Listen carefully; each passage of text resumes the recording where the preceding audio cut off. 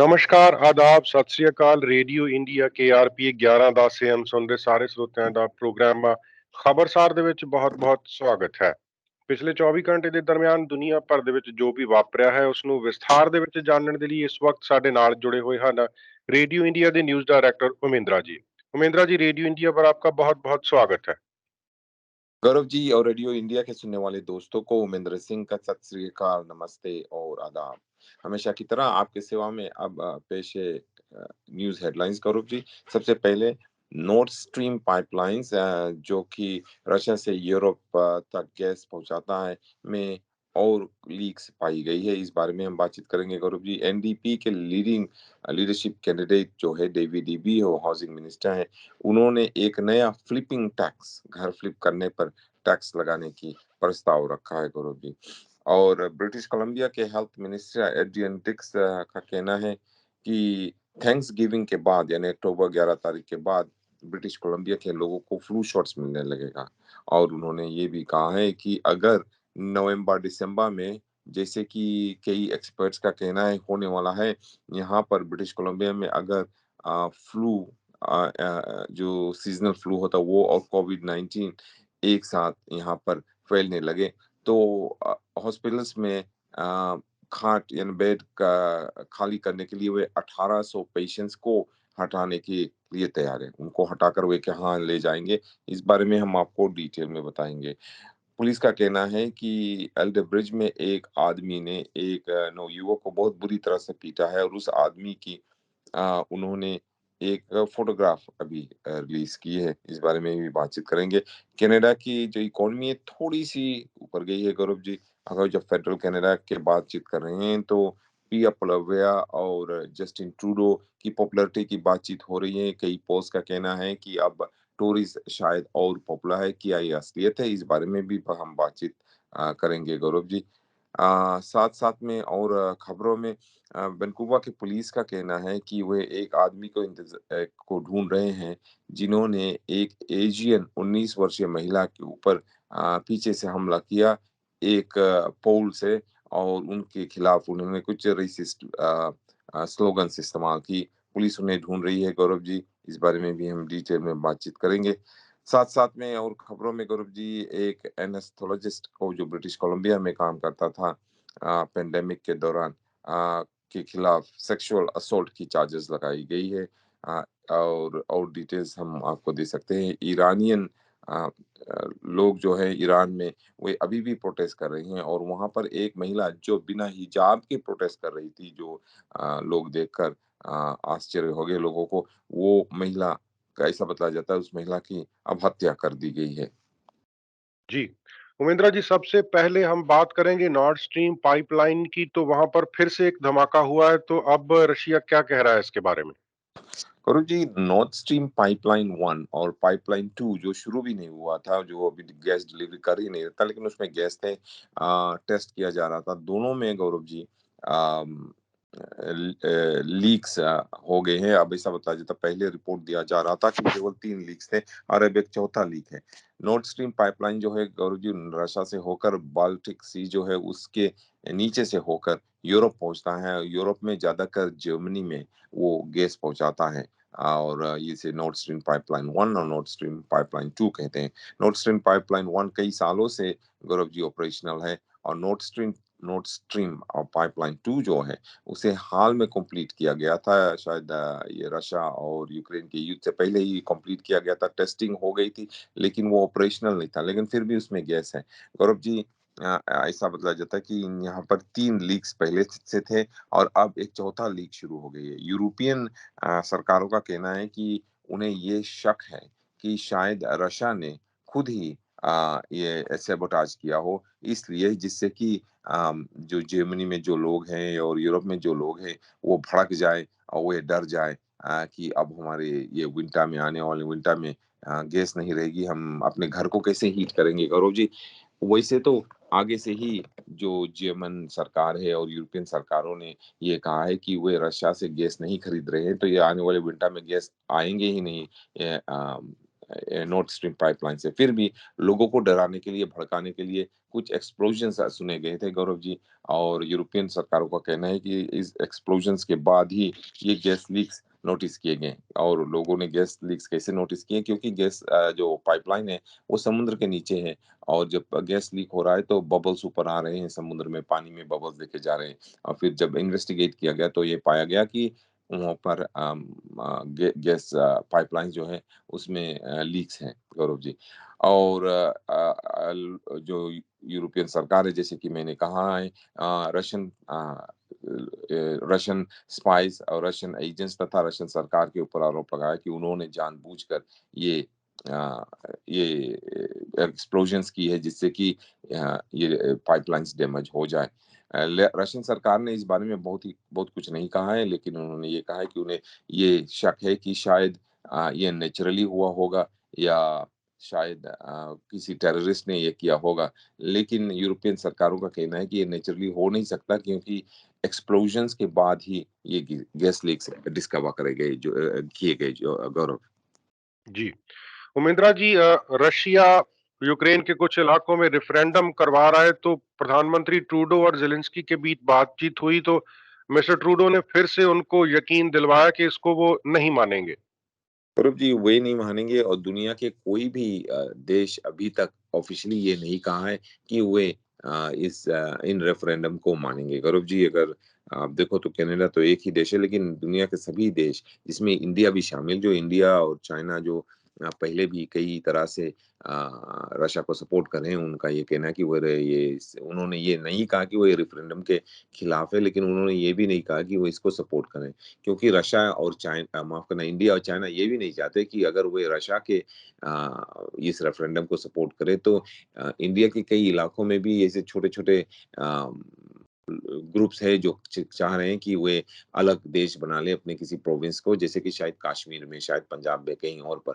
तो वे नहीं चाहते कि लोग ये कहें कि अगर इंडिया यूक्रेन में जो रेफरेंडम रशिया कर रहा है उसको सपोर्ट कर रहे हैं, तो वे ये नहीं चाहते कि लोग कहें कि इंडिया में भी ऐसा होना चाहिए, या चाइना सरकार नहीं चाहती कि चाइना में भी ऐसा हो।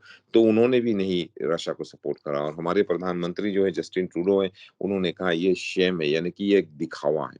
और उन्होंने कहा कि किसी भी हाल पर इस दिखावे जो रेफरेंडम है उसको वे मानने के लिए तैयार नहीं है। माफ करना, कैनेडियन सरकार मानने के लिए तैयार नहीं है।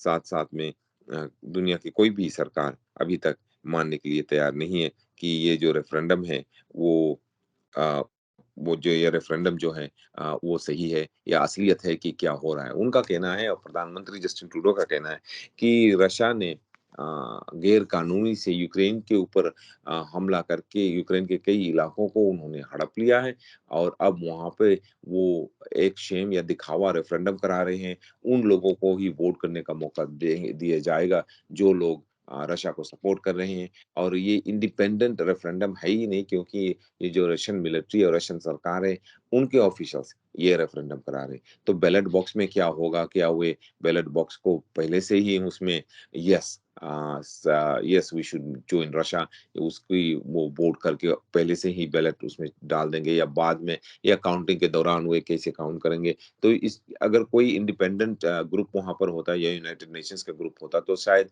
पता चल सकता कि ये असलियत है या नहीं है। लेकिन फिर भी रशिया ये रेफरेंडम करा रहा है। कनाडा के प्रधानमंत्री जस्टिन ट्रूडो का कहना है कि किसी भी तरह से हम इस रेफरेंडम को मानने के लिए तैयार नहीं है, रिकॉग्नाइज करने के लिए तैयार नहीं है। प्रधानमंत्री जस्टिन ट्रूडो ने ज़ेलेंस्की को ये आश्वासन दिया है, उन्हें रीएश्योर किया है कि आप इस बारे में वरी मत कीजिए कि वेस्ट के कोई भी देश इस रेफरेंडम को एक्सेप्ट करेगा। जी। उमेंद्रा जी, चाइना की बात करते हैं, उनकी डेट ट्रैप पॉलिसी हमें पता है, बहुत से छोटे देशों को ट्रैप में लेने की उन्होंने कोशिश की। उनके अब belt and road programme project के बारे में बताएं। उसके साथ-साथ मिस्टर अदानी, गौतम अदानी कह रहे हैं कि चाइना बिल्कुल अकेला पड़ जाएगा। तो दोनों खबरों के बारे में बताएं।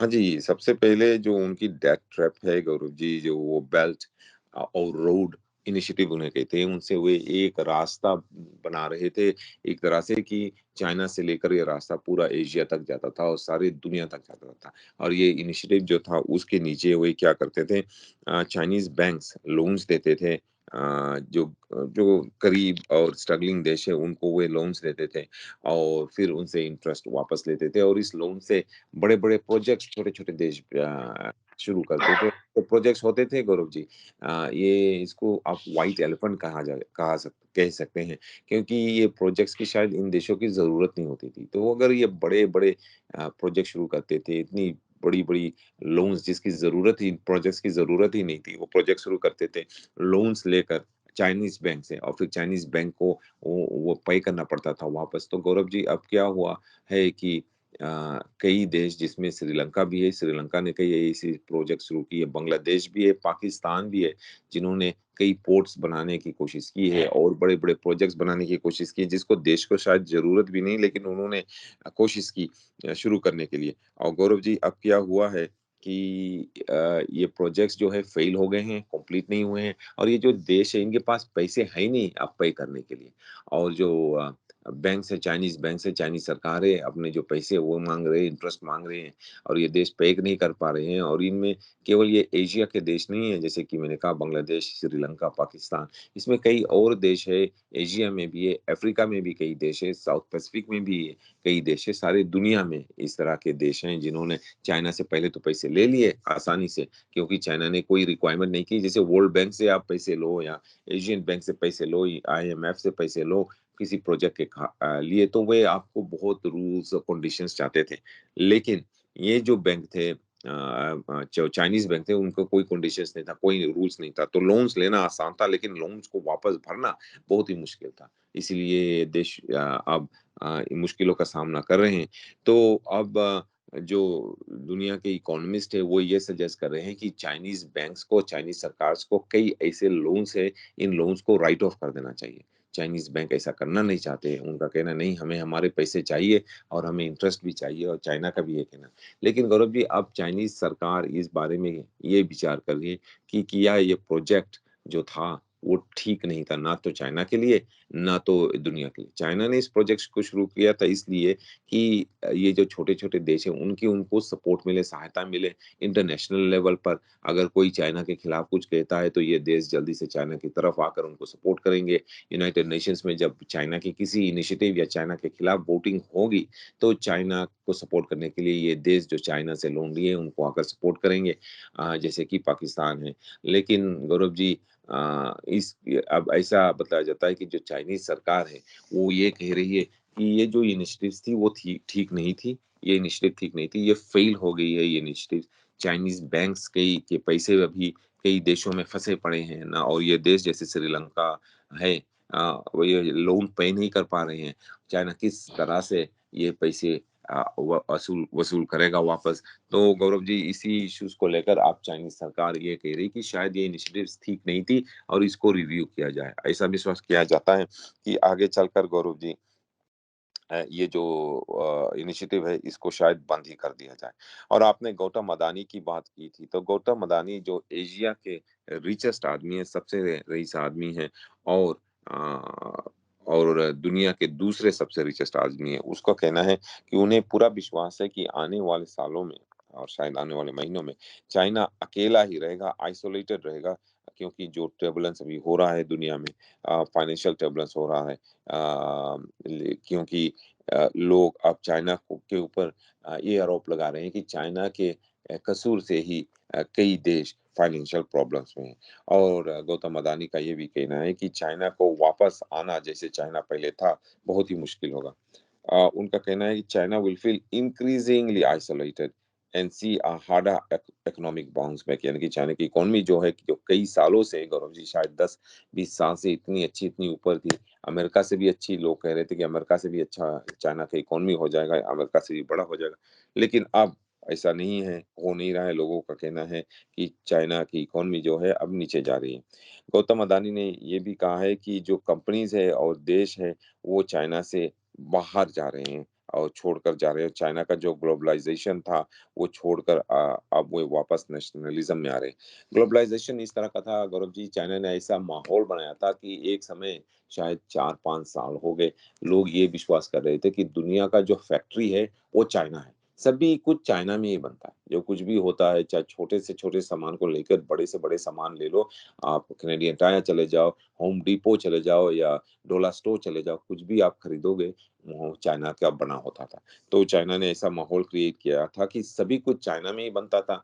लेकिन क्योंकि चाइना की ये जो रोड ऑफ बेल्ट इनिशिएटिव्स है और चाइना की जो कुछ और प्रॉब्लम्स थी, जैसे कि पेंडेमिक के दौरान जो चाइना ने जिस तरह से स्टेटमेंट्स दिया था और यूनाइटेड नेशंस को चाइना में आने नहीं दिया था कि वो यूनाइटेड नेशंस और वर्ल्ड हेल्थ ऑर्गेनाइजेशन वहाँ आकर फाइंड ये ढूंढे कि कैसे ये वायरस शुरू हुआ था, कोविड वायरस। इससे लोग चाइना से थोड़ा निराश हो गए, अपसेट भी हो गए, और इसीलिए गौतम अदानी का कहना है जो कंपनीज है वो चाइना छोड़ के जा रहे हैं। इस हफ्ते की शुरुआत में गौरव जी हमने बातचीत की थी कि एक एग्ज़ाम्पल था कि जो एप्पल कंपनी है, दुनिया का सबसे बड़ा कंपनी, उन्होंने अपना आईफ़ोन 14 चाइना में नहीं बना रहे हैं, लेकिन इंडिया में बना रहे हैं, मैन्युफैक्चरिंग पहली बार ये कर रहे हैं। और पहले गौरव जी सभी आईफ़ोन फ़ोन्स और प्रोडक्ट्स चाइना में बनाए जाते थे। तो ये एक बड़ा मूव है, इसका ही एग्ज़ाम्पल है मेरे ख्याल से जो गौतम अदानी कह रहे हैं कि अब कंपनीज़ जो हैं वो चाइना को छोड़कर और जगह जा रहे हैं, इंडिया जा रहे हैं तथा और भी देश जाएँगे।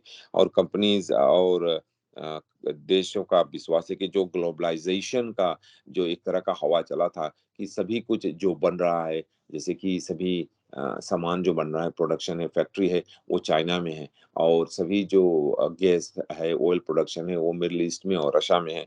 वहाँ से लोग अब बदल रहे हैं क्योंकि लोगों का विश्वास है कि हमें इस तरह की ग्लोबलाइज़ेशन से हमें कोई सिक्योरिटी नहीं मिलती है। अगर कुछ प्रॉब्लम होता है, तो एक देश सभी कुछ रोक देता है, तो और देशों को सफ़ा करना पड़ता है। इसीलिए अब नेशनलाइज़ेशन की आत्मनिर्भर हो अपने ही देश में, जो कुछ आपको बनाना है, जो फैक्ट्रीज़ जो आप बंद कर देते हो, उन फैक्ट्रीज़ को खोलकर आप खुद ही वहाँ पर अपनी प प प जो सामान आपको चाहिए, वो प्रोड्यूस करो। यही गौतम अदानी का कहना है। उमेंद्रा जी, स्टैटिस्टिक्स कनाडा ने फिर से आंकड़े जारी किए हैं। अब कनाडा की इकोनॉमी के बारे में बताएं, क्या हाल रहा? जी, ये कनाडा की इकोनॉमी है, वो थोड़ी-सी ऊपर गई है गौरव जी, इनकी इंक्रीज़ हुई है। कनाडा की इकोनॉमी जो है थोड़ी-सी अच्छी हुई है, उतनी अच्छी नहीं जितना लोग चाहते थे, लेकिन थोड़ा-सा कुछ ऊपर गया है। जुलाई में हमारी इकोनॉमी थोड़ी-सी ग्रोथ हुई है और जीडीपी 0.1% से ऊपर गई है, स्टैटिस्टिक्स कनाडा का कहना है Gaurav ji. Canadian economy grew very slightly in July, with the latest reading on real gross domestic product, यानी कि real gross domestic GDP coming in higher than expected. Statistics Canada का कहना है कि इकोनॉमी केवल 0.1% से गिरी है। इससे इससे कम हो ही नहीं सकती गौरव जी। 0.1 से कम होता है 0.00, सो 0.1 से इनकी ग्रोथ हुई है। लेकिन ऐसा बताया जाता है कि ये भी फिर भी इतनी छोटी-सी ग्रोथ थी, बट फिर भी प्रिलिमिनरी जो एस्टिमेट्स थे, उससे ज़्यादा है ग्रोथ है, आउट परफॉर्म हुआ है। और फेडरल एजेंसी ने ये भी कहा है स्टैटिस्टिक्स कनाडा की ग्रोथ जो है, जो ज़्यादातर गुड्स प्रोड्यूसिंग इंडस्ट्रीज़ में है, और पार्शियली ये थोड़ा-सा ऑफसेट हुआ था कि डिक्लाइन था सर्विसेज़ प्रोड्यूसिंग इंडस्ट्री में। यानी कि फैक्ट्रीज़ में गुड्स प्रोडक्शन में हमारी जो इकोनॉमी है थोड़ी-सी ऊपर गई है, और सर्विसेज सेक्टर है वो उसमें थोड़ी-सी नीचे गई है। स्टैटिस्टिक्स कनाडा ने ये भी कहा है कि जो माइनिंग, कोरिंग, ऑयल और गैस सेक्टर है, वो भी ऊपर गया है 1.9% से जुलाई में, और उससे पहले ये जो सेक्टर था पिछले जुलाई से पहले जो 2 महीने थे, मई और जून में, वो नीचे गया था, लेकिन अब इस सेक्टर ऊपर चला गया है। गौरव जी, और ऐसा भी बताया जाता है कि इस तरह की ग्रोथ जून में भी था, उसका मतलब ये है इकोनॉमी जो जून में भी 0.1% से ऊपर गया था, और अब जुलाई में भी 0.1% से ऊपर गया है। और अगस्त का गौरव जी एक प्रिलिमिनरी एस्टिमेट है कि रियल जीडीपी अगस्त में अनचेंज रहेंगे, यानी कि ना तो ऊपर जाएगी ना नीचे जाएगी, जैसे पहले जुलाई में था उसी तरह अगस्त में रहेगी गौरव जी। और ये इसका इफेक्ट शायद पड़ा होगा कि ऐसा बताया जाता है कि जो कनाडा की फेडरल सरकार है, उनकी $20 बिलियन की सरप्लस हुई है गौरव जी, जून, जुलाई और अगस्त को लेकर 3 महीने में उनकी सरप्लस इतनी हुई, तो कनाडा की इकोनॉमी थोड़ी अच्छी इम्प्रूव हुई है, थोड़ी-सी ग्रोथ हुई है। और कनाडा के जो फेडरल सरकार है, उनकी बजट में सरप्लस हुई है, मुनाफ़ा हुआ है, तो कनाडा की इकोनॉमी थोड़ी-सी अच्छी दिख रही है। जी। उमेंद्रा जी, उसके साथ-साथ स्टैट्सकैन के आंकड़े बता रहे हैं कि 1957 के बाद कनाडा की पॉपुलेशन बढ़ी और उसमें इमिग्रेशन का बहुत बड़ा हाथ है। हाँ जी, कनाडा का हमेशा ये रिपोर्ट आया करता था कनाडा में कि कनाडा की जो अम, पॉपुलेशन है, पॉपुलेशन ग्रोथ है, वो कम है, बहुत ही कम है। और लोग ज़्यादातर स्टैटिस्टिशियंस जो है, वो ये कह रहे थे कि भविष्य में क्या होगा, क्योंकि हमारी पॉपुलेशन जो है, बहुत ही ओल्ड हो रहे हैं, बूढ़े हो रहे हैं। हमारे पॉपुलेशन में बहुत ज़्यादा बुज़ुर्ग लोग हैं। वो इसलिए क्योंकि सबसे ज़्यादा पॉपुलेशन जो गौरव जी पहले हुई थी, आपने 1957 का है, जिसको बूमर्स कहते हैं, जो पॉपुलेशन बूम हुई थी 1945 में दूसरे महायुद्ध के बाद लेकर 1945 से लेकर 1959 तक, जो समय था कोई 14 इयर्स, 1945 से लेकर 1959 तक, उस समय ही दूसरे महायुद्ध के बाद पॉपुलेशन सारे दुनिया में बूम हुई थी, इसे उन्हें बूमर्स कहा जाता है। वे लोग जिनकी पैदाइश 1945 से लेकर 1959 के बीच हुई है, उनको बूमर्स कहा जाता है, क्योंकि उस समय पॉपुलेशन बूम हुई थी। बहुत ही ज़्यादा ज़्यादा पॉपुलेशन बढ़ा था दूसरे महायुद्ध के बाद, और कनाडा में भी पॉपुलेशन बूम हुई थी। उसके बाद गौरव जी कई वेस्टर्न देशों में जो पॉपुलेशन है वो बढ़ नहीं रही थी। ज़्यादातर वे अब इमिग्रेशन के ऊपर रिलाय हो रहे थे, जैसे कि बाहर से लोग आए और उनकी पॉपुलेशन को बूम करे, ज़्यादातर यंग यंग लोग। क्योंकि 1959 के बाद कनाडा में तथा सभी जगह पर पॉपुलेशन कम होने लगा था वेस्टर्न दुनिया में। और कनाडा का ये कहना है, स्टैटिस्टिक्स कनाडा का ये कहना है कि कनाडा में अब 1957 के बाद इतना ज़्यादा पॉपुलेशन ग्रोथ हुआ है। और इसीलिए गौरव जी उनका कहना है कि जुलाई पहले तारीख से जो लोग कनाडा में रह रहे हैं, लीगल लोग जो रहे हैं, जो गैर कानून से आकर रह रहे हैं यहाँ, वो नहीं, जो लीगली तौर पर यहाँ पर रह रहे हैं जुलाई पहले तारीख, उनकी जो पॉपुलेशन थी कनाडा की जुलाई पहले तारीख की गौरव जी 38.9 मिलियन माफ करना 38.9 मिलियन लोग थे। और ये इंक्रीज ऑफ 0.7% से इंक्रीज है, या 284,982 लोगों से ये इंक्रीज है अप्रैल 1 2022 से लेकर। तो इसका मतलब ये है गौरव जी, अप्रैल 1 से लेकर इस साल जुलाई पहले तक, अप्रैल मई जून तक 3 महीनों में 284,982 से हमारी पॉपुलेशन बढ़े हैं, और बढ़कर 38.9 मिलियन हो गया। लगभग 100,000 बाकी है, 40 मिलियन रीच करने वाला है गौरव जी। और गौरव जी इसमें जो लोग हैं, जो पॉपुलेशन हमारी बढ़ी है, उसमें हमारे सबसे हाईएस्ट पैस है गौरव जी, सबसे हाईएस्ट बढ़ा है, पॉपुलेशन हमारा बढ़ा है 1957 से लेकर अभी तक। 1957 से लेकर अभी तक हमारी पॉपुलेशन इतना ज़्यादा, इतना फास्ट नहीं बढ़ा, यानी कि 3 महीने में 284,000 लोग, जो जैसे कि मैंने कहा 284,982 लोग, लगभग 285,000 लोग जो बढ़े हैं 3 महीने में। कभी ऐसा नहीं हुआ 1957 से लेके। इससे पहले 1957 से पहले ही ऐसा हुआ था गौरव जी, और ये पहली बार हुआ है, और ये रिप्रेजेंट कर रहा है कि increase of more than 3100 people पे डे, यानी कि रोजाना उन तीनों महीनों में रोजाना थे 3100 लोग नए इस देश में आए, चाहे वो इमिग्रेंट्स थे या चाहे नए यहाँ पर नए बच्चे की पैदाइश हुई। स्टैटिस्टिक्स कनाडा का कहना है कि इंटरनेशनल माइग्रेशन है, उसके कारण 94.5% ग्रोथ हुई। यानी कि अगर आप ये सोच रहे हैं कि ये 285,000 लोग, नए लोग मई, जून, जुलाई में सॉरी अप्रैल, मई, जून में कहाँ से आए, तो उनमें से 94.5% लोग इमिग्रेशन से आए, माइग्रेट होकर आए, यानी कि 285,000 में से 269,305 लोग इमिग्रेंट्स थे, यानी कि this was the highest number. और केवल गौरव जी आप देख लो, उसमें से केवल शायद बहुत ही कम 285,000 में से 269,000 लोग जो कनाडा, नए कैनेडियंस आए यहाँ पर, वो नए माइग्रेंट्स थे। और उसके और जो बाकी के थे, वो नए बच्चे जो यहाँ पर बोर्न हुए थे। This was the highest increase from international migration since comparable records have existed, statistics Canada ने कहा। और उन्होंने कहा मेजॉरिटी ऑफ ग्रोथ जो था वो highest increase in the number of non permanent residents, यानी कि ये जो लोग आए हैं उनमें ज्यादा से ज्यादा जो आकर यहाँ नॉन परमानेंट रेजिडेंट्स थे। तो 269,000 में से जो लोग यहाँ पर आए उन 3 महीनों में से इमिग्रेंट्स, उनमें से 157,310 लोग Gaurav ji non permanent immigrants थे, यानी कि वो लैंडेड इमिग्रेंट्स नहीं थे या परमानेंट रेजिडेंट्स नहीं थे। वो ये चाहे वर्क परमिट पे आए या स्टूडेंट वीजा पे आए या कोई टेम्पररी वीजा पे यहाँ पर आए थे गौरव जी। जी। उमेंद्रा जी, इमिग्रेशन और उसका योगदान जो है हम इसके बारे में डिस्कस कर रहे हैं, लेकिन क्यूबेक मॉन्ट्रियल की तरफ से बार-बार इमिग्रेंट्स के बारे में कुछ भद्दी टिप्पणियां सामने आ रही हैं और फिर वो माफी मांग लेते हैं। पर जी इमिग्रेंट जो क्यूबेक में जो पॉलिटिशियंस हैं वो इमिग्रेंट्स चाहते हैं, लेकिन वो ऐसे इमिग्रेंट्स चाहते हैं वो जो आए और तो ये सारे क्यूबेक में रहे और फ्रेंच भाषा बोले और वो फ्रेंच जो कल्चर है उसमें एसिमिलेट हो जाए, क्यूबेक में एसिमिलेट हो जाए। वो ये नहीं चाहते हैं कि जो इमिग्रेंट्स आते हैं या वो फ्रेंच सीखने की कोशिश नहीं करें, फ्रेंच बोलने की कोशिश नहीं करें और वो किसी बड़े शहर जैसे मॉन्ट्रियल में जाकर रहे हों, वहाँ पर फ्रेंच बोलने की ज़रूरत ही नहीं है, आप इंग्लिश बोल सकते हैं। जैसे कि यहाँ पर अगर आप आए इतने बड़े शहर में, सरी में आकर रहे, यहाँ पर आप कोई भी भाषा कहकर रह सकते हैं, लेकिन अगर आप रूरल इलाके में यहाँ पर जाएँगे ब्रिटिश कोलंबिया में, तो आपको इंग्लिश बोलना बहुत ही ज़रूरी होगा।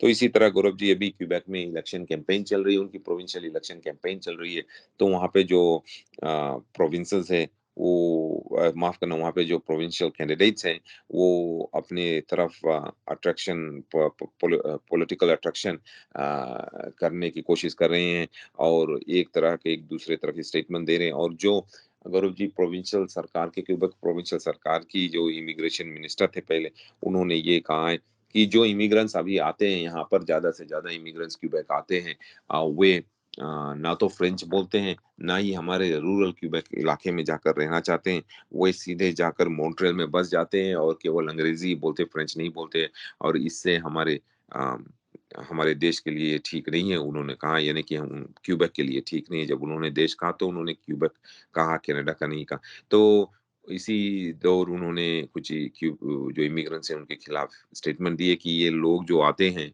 इनका कहना है यानी कि जो क्यूबेक के इमिग्रेशन मिनिस्टर हैं, उनका कहना है कि जो लोग इमिग्रेंट्स नए इमिग्रेंट्स क्यूबेक में आकर बसते हैं और अभी हाल में आकर बसे हैं, वो तो ना काम करते हैं, ना कम्युनिटी में और इकोनॉमी को कुछ कंट्रीब्यूट करते हैं। वो सीधे आते हैं, सीधे मॉन्ट्रियल जाते हैं, वहाँ पर रहते हैं, ना वो फ्रेंच बोलने की कोशिश करते हैं, ना फ्रेंच सीखने की कोशिश करते हैं। और इसीलिए उन्होंने कहा है कि हमें जो हमारी इमिग्रेशन सिस्टम है, उसके ऊपर ध्यान देना चाहिए और शायद इसमें कुछ रद्द-बदल लाना चाहिए। और जो वहाँ के प्रीमियर उन्होंने भी इस बारे में कुछ कहा, स्टेटमेंट में कुछ कहा है। लेकिन वहाँ के जो क्यूबेक के जो पॉलिटिशियंस हैं गौरव जी, वो ज़्यादातर इमिग्रेंट्स को सपोर्ट नहीं करते हैं, जैसे कि आपने शुरू में कहा और उनको डिफेंड भी नहीं करते।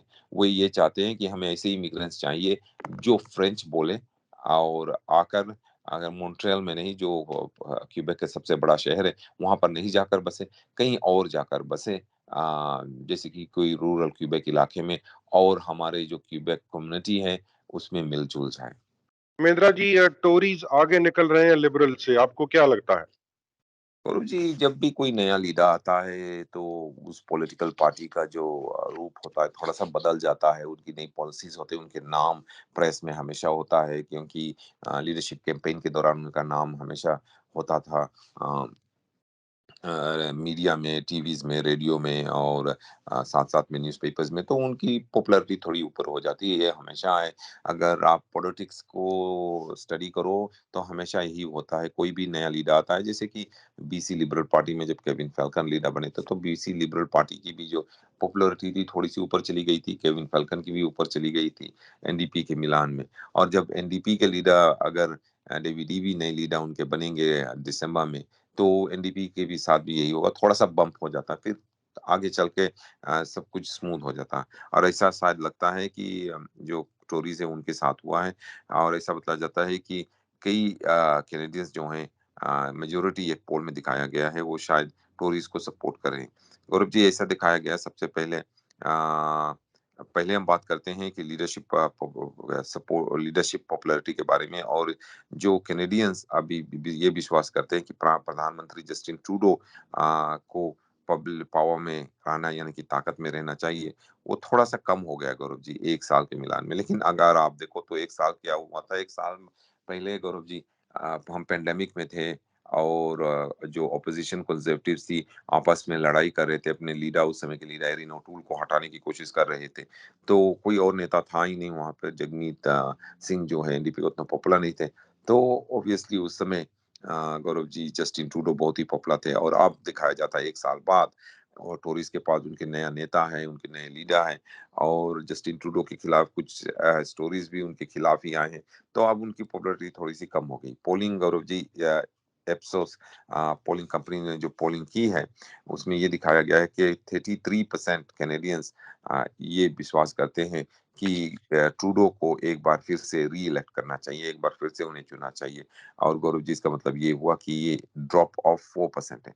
यानी कि पहले ट्रूडो की जो सपोर्ट थी वो 1 साल पहले 37% लोग विश्वास करते थे कि ट्रूडो को एक बार फिर से चुनना चाहिए, और अब केवल 33% विश्वास कर रहे हैं। तो ये थोड़ा-सा ड्रॉप हुआ है, और शायद आगे चलकर ये शायद और ड्रॉप हो या ऊपर है, तभी पता चलेगा। अभी से 6-7 महीने बाद जो रिज़ल्ट आएगी गौरव जी, उस समय ही पता चलेगा। गौरव जी ये भी दिखाया जाता है कि जो लोग हैं वो पहले जो लिबरल्स को सपोर्ट कर रहे थे, अब शायद अलग जा रहे हैं लिबरल पार्टी से, शायद कंज़र्वेटिव्स की तरफ जा रहे हैं गौरव जी, या एनडीपी की तरफ जा रहे हैं, या किसी और पार्टी के पास जा रहे हैं। और एनडीपी की माफ़ करना, कंज़र्वेटिव पार्टी की पॉपुलैरिटी जो है गौरव जी, वो थोड़ी-सी ऊपर जा रही है। ऐसा दिखाया जाता है कि इसी इप्सोस पोल में गौरव जी जो फेडरल कंज़र्वेटिव्स हैं, उनके अब एक 5% लीड है लिबरल्स के ऊपर, यानी कि जो डिसाइडेड वोटर्स है उसमें 35% लोग जो है कंज़र्वेटिव्स को सपोर्ट करने के लिए तैयार हैं, और केवल 30% लोग गौरव जी लिबरल्स को सपोर्ट करने के लिए तैयार हैं। केवल 20% लोग एनडीपी को सपोर्ट करने के लिए तैयार हैं, और केवल 7% लोग ब्लॉक क्यूबेकोis को सपोर्ट करने के लिए तैयार हैं, और ग्रीन पार्टी तो कहीं है भी नहीं गौरव जी। और ये नंबर्स जो है गौरव जी एक 1% से इंक्रीज़ हुआ है, और कंज़र्वेटिव्स के लिए ये अच्छी न्यूज़ है। आई मीन कंज़र्वेटिव्स ये कह सकते हैं कि हम अब लीडिंग पॉलिटिकल पार्टी है, बट इसका मतलब असलियत ये नहीं है गौरव जी कि कंज़र्वेटिव्स अगर इलेक्शन कल हुआ या अगले हफ्ते हुआ इलेक्शन, तो कंज़र्वेटिव्स की जीत होगी। ये इन लोग इसका मतलब ये नहीं कि अब कंज़र्वेटिव्स जीत जाएगी इलेक्शन। पिछले इलेक्शन के दौरान भी, इलेक्शन से पहले भी एरिन ओटूल और कंज़र्वेटिव्स आगे थे पोल्स में, लेकिन वो इलेक्शन जीत नहीं पाए। वो इसलिए गौरव जी क्योंकि जैसे कि मैंने कई बार पहले कहा है, जो मेजॉरिटी सीट्स है हमारी पार्लियामेंट के, वो अर्बन सेंटर्स में है, वो रूरल इलाकों में नहीं है, अर्बन सेंटर्स में है। सिटीज़ में है, बड़े-बड़े शहरों में है, जैसे कि मेट्रो वैनकूवर में, मेट्रो टोरंटो में, अ, मेट्रो मॉन्ट्रियल में, वहाँ पर और बड़े-बड़े शहरों में, और बड़े-बड़े शहरों में ज़्यादातर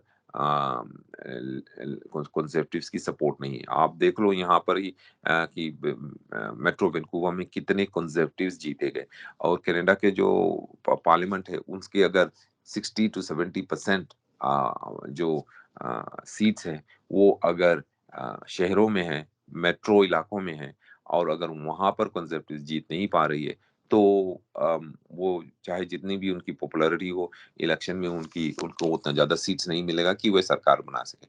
और क्यों कंज़र्वेटिव्स की इतनी सपोर्ट नहीं है मेट्रो इलाकों में गौरव जी, अर्बन इलाकों में, वो इसलिए कि मेट्रो इलाकों में ज़्यादा से ज़्यादा इमिग्रेंट्स रह रहे हैं। जैसे कि इमिग्रेंट्स आते हैं, वो ज़्यादा से ज़्यादा जाकर शहरों में रहते हैं, वहाँ पर उनके दोस्त होते हैं, उनके रिश्तेदार होते हैं, और वहाँ पर उनकी आसानी होती है सेटल होने के लिए। और जो कंज़र्वेटिव्स की पॉलिसीज़ है, वो शायद इमिग्रेंट्स को उतनी पसंद नहीं। इसीलिए जो पोलिविया है और कंज़र्वेटिव पार्टी है, उनको अगर इलेक्शन जीतना है, तो सबसे पहले उन्हें जो अर्बन इलाके के वोटर्स हैं, उनको मनाना पड़ेगा, उनको अपनी तरफ खींचना पड़ेगा, तभी वो इलेक्शन जीत सकते हैं। जी। उमेंद्र जी, रीमैक्स की रिपोर्ट आई है तो क्या भविष्यवाणी कर रहे हैं वो घरों की कीमतों के बारे में? उनका ये कहना है कि आने वाले सालों में, जो आने वाले साल जो है, उस साल में जो कनाडा की जो घरों की कीमत है, सेल्स तो पहले से ही नीचे जा रही है गौरव जी, लेकिन जो घरों की कीमत है वो 2.2% से और नीचे जाएगी। यानी कि जो घर की वैल्यू है वो कम होते चली जाएगी। चाहे दाम कितना भी लोग लगाएँ, घर बिक नहीं रहे हैं अभी। तो इसीलिए गौरव जी जो घरों की कीमत है वो कम होती चली जाएगी। जी, उमेंद्रा जी, आप एनडीपी लीडरशिप डेविड एबी के बारे में बता रहे थे, उन्होंने कोई नया टैक्स लगाया है, तो क्या कहना चाहते हैं वो?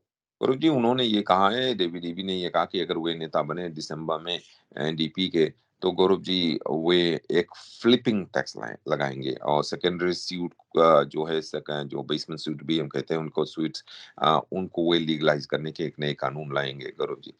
NDP leadership candidate David Eby ने कहा है कि उन्होंने एक बहुत चौड़ा सा अग्रेसिव प्लान उन्होंने सामने रखा है कि किस तरह से जो हाउसिंग अफोर्डेबिलिटी है, यानी कि लोग यहाँ पे घरों को अफोर्ड कर सकें, उसको वे किस तरह से यहाँ पर लाएँगे। उनका कहना है कि उनकी ये पहली माफ़ करना, उनकी ये पहली मेजर पॉलिसी अनाउंसमेंट थी एनडीपी लीडरशिप रेस में गौरव जी। और डेविड ईबी ने ये कहा है कि अगर वे प्रीमियर बने तो वे एक फ्लिपिंग टैक्स लगाएँगे उन घरों पे जो रेजिडेंशियल प्रॉपर्टीज़ होती हैं। उनका कहना है ये जो टैक्स होगा, उनकी सबसे ज़्यादा उनके ऊपर होगा, जो लोग जिन लोगों के पास प्रॉपर्टी है बट बहुत कम दिनों के लिए।